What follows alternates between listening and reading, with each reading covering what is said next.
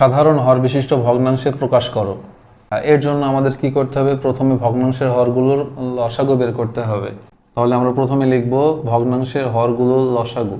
ভগ্নাংশের হরগুলোর লসাগু সমান সমান কি হবে?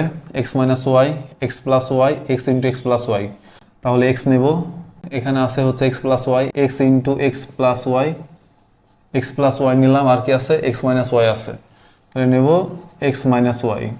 আচ্ছা, তাহলে এটা হচ্ছে ভগ্নাংশগুলোর হরগুলোর লসাগু। এখন কি করব? এই ভগ্নাংশের হরগুলো লসাগুকে প্রতিটা ভগ্নাংশের হর দিয়ে ভাগ করতে হবে এবং প্রাপ্ত ভাগফল দিয়ে প্রতিটা ভগ্নাংশের লব ও হরকে গুণ করলে আমরা পেয়ে যাব সমহর বিশিষ্ট ভগ্নাংশ। X into X plus Y into X minus Y, এটা ভাগ কি হবে? এটা ভাগ হবে হচ্ছে প্রথম ভগ্নাংশের হর। প্রথম ভগ্নাংশের হর কত? X minus Y.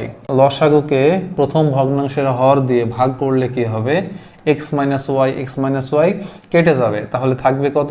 X into X plus Y. এটাই হচ্ছে ভাগফল, X into X plus Y.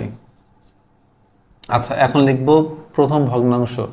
প্রথম ভগ্নাংশ সমান কি? X by X minus Y. এখন কি করব? এক্স গুণ এক্স মাইনাস ওয়াই গুণ, এখানে আমরা যে ভাগফলটা পেয়েছি সেই ভাগফল দিয়ে লব ও হরকে গুণ করব। তাহলে X into X plus Y by X into X plus Y. এখন কি করব? এক্স গুণ এক্স সমান কি হয়? এক্স স্কোয়ার, আর পাশে আছে হচ্ছে এক্স প্লাস ওয়াই। আর এখানে আমরা কি পাবো? হরে এক্স পাবো, X plus Y into X minus Y সমান কি হবে? X square minus Y square. আবার আমরা কি করব? লসাগু লিখব X into X plus Y X minus Y ভাগ ভাগ। এবার কি? তাহলে আমাদের প্রথম ভগ্নাংশের কাজ শেষ।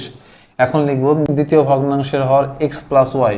তাহলে এটাকে আমরা এক্স প্লাস ওয়াই দিয়ে ভাগ করব। ভাগ করলে কি হবে?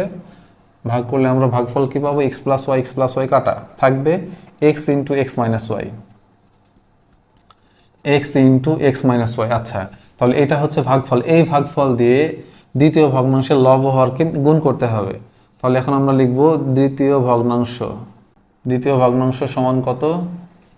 Y by X plus Y সমান সমান ওয়াই গুণ, আর নিচে আছে এক্স প্লাস ওয়াই, এটা গুণ। এখন এখানে যে ভাগফলটা পেয়েছি সেই ভাগফলটা দিয়ে লব ও হরকে গুণ করতে হবে।